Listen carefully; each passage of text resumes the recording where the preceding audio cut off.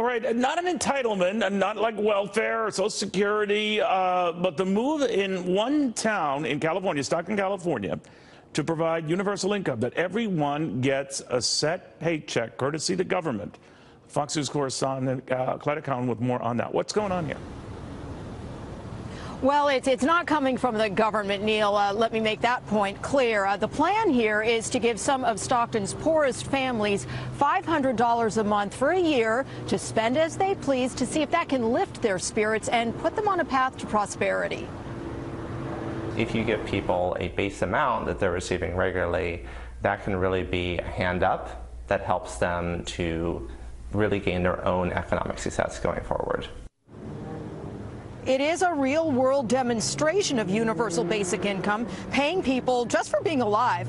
It's a popular concept in Silicon Valley amid fears that automation will wipe out jobs, and a tech-based nonprofit is funding Stockton's cash giveaway through a $1 million grant. Even so, critics say pay should be earned and point out that basic income is still a form of welfare.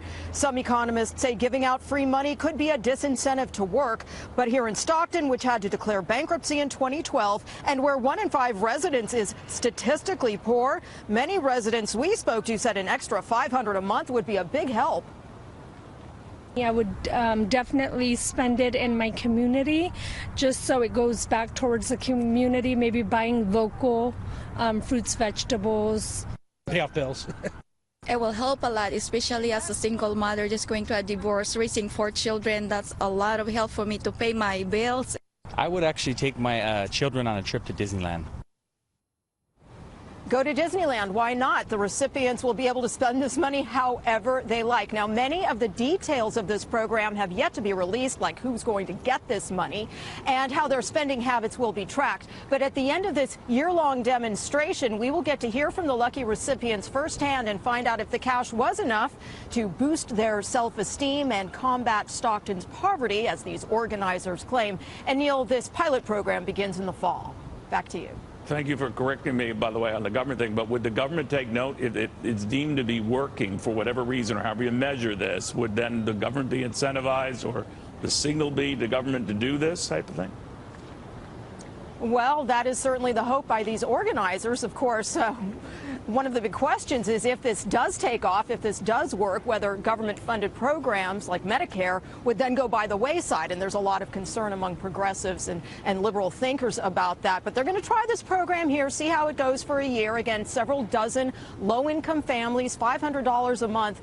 It may not sound like a lot, Neil, but again, here in this community, it could be significant. Yeah, that's a lot of money over the course of a year. Thank you very, very much. All right, let's get to read on all this. This is Madison Gesiotto. We have the host of Making Money on FEN, Charles Payne, and Democratic strategist Christy Sesser. All right, Charles Payne, you've talked a lot about growing up in poverty and Harlem and what have you, and that you know of what you speak. So from your point of view, how would something like this back in your day as a child have changed things? Yeah, again, paying people not to work or paying people money so they quote unquote feel good about themselves is tough, because what you're really doing is you're keeping them in a position where they don't have to do more. They have to do less to get ahead. And you can get people to a position where they don't have to do anything to get ahead or to survive. And that sort of rut could be a lifetime rut. And I got to tell you, it's very dangerous. I recall FDR had 4 freedoms, and they all made sense except for the freedom of want. And I think the desire, the want for things, what motivates and generates us to do things and go actually unlock skills and gifts that we may have. So yeah, I think, listen, it's been tried in different countries like Finland. It's been a miserable disaster. And anywhere that you have these sort of programs where you tell people don't do anything, we'll do it for you, it always backfires. All right. Now, the argument, Madison, against that is saying don't do anything. I mean, this isn't sort of a handout as much as just a hand to help you for a while. You say what? Well, the reality is, I mean, a lot of people aren't going to do anything if there was universal basic income. And the reason why this is a problem is because, of course, that's unsustainable. On top of that, it discourages excellence, as Charles said. And, it's very difficult to quantify. What would we have as a universal basic income if we were to implement that in this country, which will never happen, of course. But that's what these people behind this initiative, this study, want. They want to see that. They want to see that happen in this country and other countries. It won't happen. It's a ridiculous liberal idea, and it's just it's sad to see that we're wasting money on that. It's a company picking up the tab for now, Chris. I know the fear seems to be from some conservatives is that this would eventually, and others, is that this would extend to government and embolden or government to do the same. What do you think of this?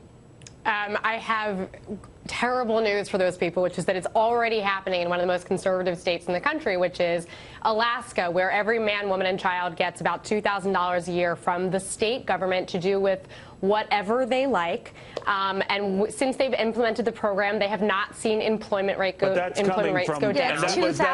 a bounty from oil companies that do business in the state in the oil industry. That's fine, but the point is that we're talking about essentially the same thing. Look, for most people, $500 a month. It's a business that is getting a lot of bang for the buck in that state and having to share the wealth with the residents, right? But can I finish the point? I mean, sure. the point is that $500 a month really isn't that much in terms of you wouldn't be able to stop working if you got $500 a month. However, it could be the difference between being able to pay for that unexpected car repair and not being able to get to work. It's a substantial amount. Charles, what do you think of that? That it does set in motion expectations? It does. People come to start to believe that this money is owed to them. And you want to talk about a lack of incentive. It's one thing when you actually expect, hey, the postman's going to show up a couple times a month and bring me, quote unquote, my check. And I will say this, Madison, they have talked about this being a government fund. Bernie Sanders has talked about it. Mark Zuckerberg has talked about it. So we have to be very careful to think that this is some sort of social experiment that can never end up being U.S. policy, because there are a lot of people out there who think it's a fair thing to do. But I'm telling you what, it's unfair. It's unfair to the people and their children who are born into this sort of system, and they never get a chance to tap into their own God-given potential. But Madison, to Christie's point, Alaska does have a precedent for this. Now, different case, different reason, but everyone there in Alaska is getting that check. Well, but I think Christie's completely wrong when she's saying this is the same thing. I don't think this is the same thing at all when we're talking about what Charles and I are talking about, that Bernie Sanders and others are pushing for, universal basic income. That's people getting maybe $12,000, $24,000 in a household a year, possibly more if they have children. That's going to decentivize many from working. That's going to make them born into a...